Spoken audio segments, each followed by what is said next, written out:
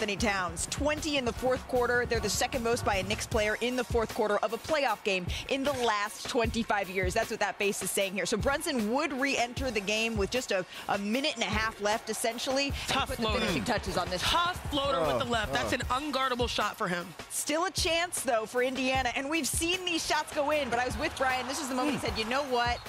Indiana's gotten a lot of friendly and improbable bounces here. Maybe they were due for one not to go. This one didn't, and New York is on the board. They get the win 106-100 here. Now, the Knicks, they have a knack for overcoming big leads this postseason. They're the first team to win 3 games after trailing by 20 or more in a single playoff run. New York needed that to avoid falling behind 3-0 and virtually ending their season. Here's Tibbs earlier today on the heroic performance he got from his big man. The guy's averaged a lot of points all season long, so I don't think it's anything new. It's his body of work is what it is, and he's been a really good player in the league for a long time. So, as has Mikhail and Ochi. So we've got some primary scorers that can play, off the ball, with the ball. You can go to them, and then the game will dictate what we do. It can make and break teams when you're going through things like that. And I think obviously what we did last night definitely helps us. And we saw that we were on the brink of it looking pretty dark for us. And the way we responded, I think it brings us closer together.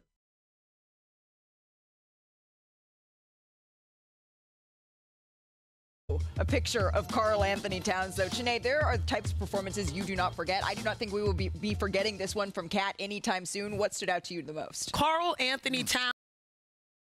Big Cat finally found his claws. He finally found his claws in the fourth quarter. Again, 20 points in that frame, matching the entire Pacers squad. But there are a few plays that I truly love. Big Cat finally found his claws. He finally found his claws in the fourth quarter. Again, 20 points in that frame, matching the entire Pacers squad. But there are a few plays that I truly loved with how he was aggressive, and it was on both ends of the floor. So as I take you to the tape, first of all, he secures the rebound right here. All right, nobody's there for the outlet, so he's pushing the ball. He has vision. 22 out of 26 points scored or assisted by Cat. Now let's get to his bag. This play was great because what you notice is that without Brunson on the floor, oftentimes they found this solution that they use even with him in the matchups, right? They're posting up their big guards, which allows Cat to be a shooter. You sleep on him. Brunson, you have to follow him on the perimeter, which leads to the massive dunk and, of course, the stare down, and we saw what happened after that, too. But last but not least, on this play, I love this because he's essentially playing point guard. They're going to set a screen for your 5, your big man. Now, the problem here is you go under the screen. Now you're forcing Pascal Siakam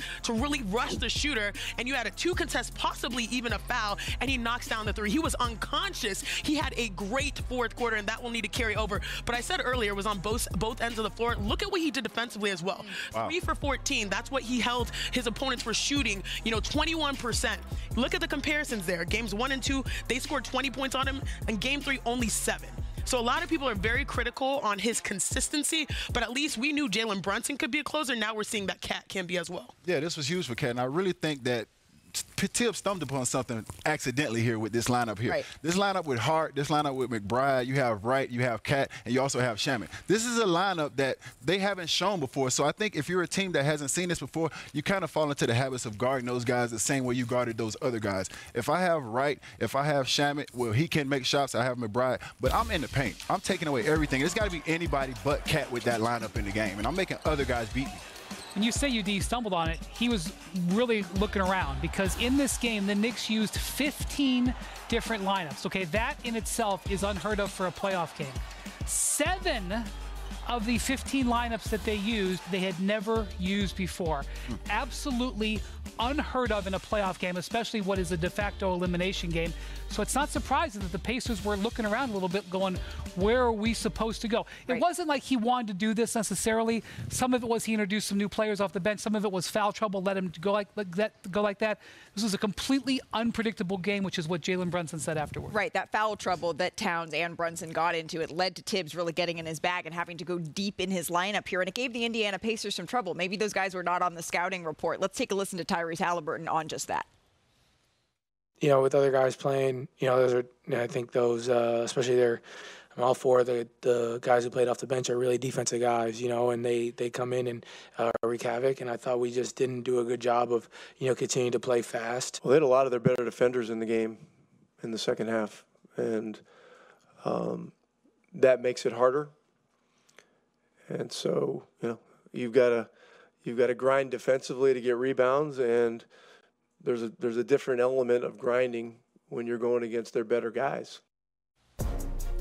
It's not a total surprise. The Knicks have been really good on the road this postseason. But, Brian, that was a really easy quote to miss from Rick Carlisle, but it told you a whole lot. Can you just repeat what he said and why that's so basically important? what Halliburton and Carlisle said was they didn't have Brunson and Cat on the court together at the same time. Because while that group is awesome offensively, they are both all-NBA players. I want to be very clear. I am not suggesting, nor was I think the Pacers suggesting, that they are better when they're off. However, the way Indiana is attacking them defensively, if you have two players on your team at the same time that are issues defensively, you have trouble.